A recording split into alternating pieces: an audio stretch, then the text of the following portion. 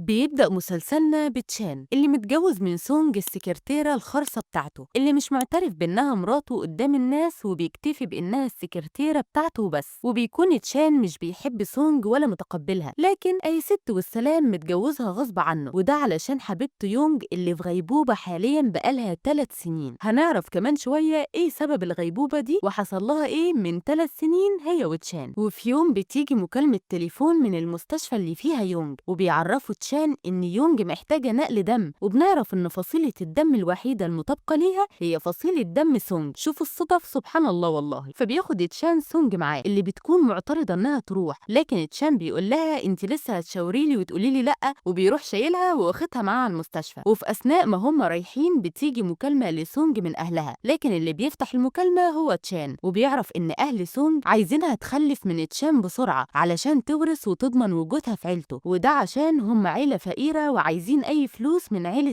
تشان. لكن تشان بيقفل المكالمة وبيقول لسونج أنت بتحلمي أنت وعيلتك ومفيش منه الكلام ده. بيوصل تشان مع سونج للمستشفى وبيبدأوا يعلقوا المحاليل وبينقلوا دم من سونج ليونج اللي في عالم تاني بقالها 3 سنين. وبعد ما بيخلصوا الموضوع بيلاقي تشان إن في مكالمة جاياله بيعرف بيها إن أبو سونج اللي في السجن تعبان. بصراحة نسب يشرف. أول ما بتعرف سونج باللي حصل ده وإن باباها في خطر بتهدد تشان إنها تشيل المحلول اللي فيه نقل دم ليونج علشان تخليه ينقذ باباها من الخطر في السجن. وده كان اتفاقهم اللي وعدها بيه قبل كده إنها تفضل تساعد سونج حبيبته في أي حاجة وهي في الغيبوبة مقابل إنه ينقذ لها باباها اللي في السجن. بيفضل تشان وقتها يحاول مع يونج اللي عايزة تنهي حياتها وبتهدده بيها، فبيهديها وبيقول لها هيعمل لها كل حاجة هي عايزاها. لكن وقتها تشان بيقدر إنه يمنع سونج من اللي هي عايزاه وبياخدها الأوضة تانية علشان يتابعوا حالتها بعد نقل الدم اللي عملته من شوية ليونج. بيطمن تشان بعدها على حالة يونج حبيبته وبيعرف من الدكتور إنها بتستجيب للعلاج، لكن برضه ما يعرفوش لحد دلوقتي هتفوق إمتى، وممكن تفضل كده ل3 سنين قدام كمان. بعدين بيقول الدكتور لتشان على حالة سونج، لكن تشان مش مهتم وكارف لها عموما. بيقعد تشان بعدها يفتكر حاجات من ذكرياته اللي هو فاقد منها جزء معين، وهو إن يونج من 3 سنين أنقذته من حادثة عربية كانت هتجيب أجله، وبسببها هي في غيبوبة دلوقتي، وأثرت في تشان إنه فقد جزء من ذاكرته. بعدين بيروح تشان علشان يعمل الواجب ويشوف سونج، فبتقوله بما إني أنقذت حياة يونج يبقى لازم توفي بوعدك وتنقذ بابا من السجن. لكن تشان بيقول لها وانت فاكرة إنك كده ممكن تعملي غير اللي أنا عايزه وما تنقذيش يونج حبيبتي؟ بعدين بياخدها بالليل لحفلة شغل تبع أصدقائه وبيخليها تخلع الخاتم اللي هي لابساه علشان مش عايز حد يعرف إنها مراته. بيدخل بيها الحفلة وبيكون فيها السيد لينج اللي قاعد يعاكس سونج، وتشان عامل مش واخد باله إن اللي بتتعاكس دي مراته أصلا. بعد ما بيفضلوا يشربوا لحد ما بيكونوا مش شايفين قدامهم بيقترح وقتها هوانج إن سونج تبدأ ترقص مع السيد لينج. بتفتكر سونج وقتها كلام تشان ليها وإنها لازم تسمع كلامه في الاجتماع ده وما تعملش حاجة غلط، وبتفتكر إن حياة باباها بين إيده فبتقرر إنها تسمع كلام هوانج للأسف. لكن في الوقت ده بيظهر جوان اللي بيكون عارف سونج، وبنعرف إنه من فترة شافها في الفندق واديته الكارت بتاعها، ومن وقتها وهو واقع في حبها وبيتمنى يشوفها تاني. أما تشان بيلاقي إن في حبايب كتير متجمعة على سونج، فبيقرر إنه ياخدها من إيديها علشان يفوقها بالمية قبل ما تجيب له مصيبة مع حد. وبعد ما بيخلص معاها بيرجع لاجتماعه عادي جدا. بعدين بنشوف هوانج وهو مستقبل سونج وبيديها برشامة على أساس إنها هتفوقها شوية، لكن للأسف بتكون منوم وبتفقد سونج وعيها تماما بعدها. هي بصراحة ناقصاك يا هوانج والله. بنرجع للاجتماع وبنشوف السيد لينج وهو بيستفز تشان وبيفضل يعاكس في سونج في غيابها، وبيكون تشان غيران بس مش عايز يبين ده. بعدين بتفوق سونج وبتلاقي نفسها في أوضة ومش عارفة دي بتاعت مين ولا إيه اللي حصل بالظبط، وفجأة بتلاقي لينج ظهر وعايز يضايقها، فبتقوم سونج وبتديله على دماغه جدع يا بت والله، وبتنجح إنها تهرب منه الحمد لله. وعلى جانب تاني بيكون تشان بيعرف من هوانج اللي كان السبب في كل ده إن سونج دلوقتي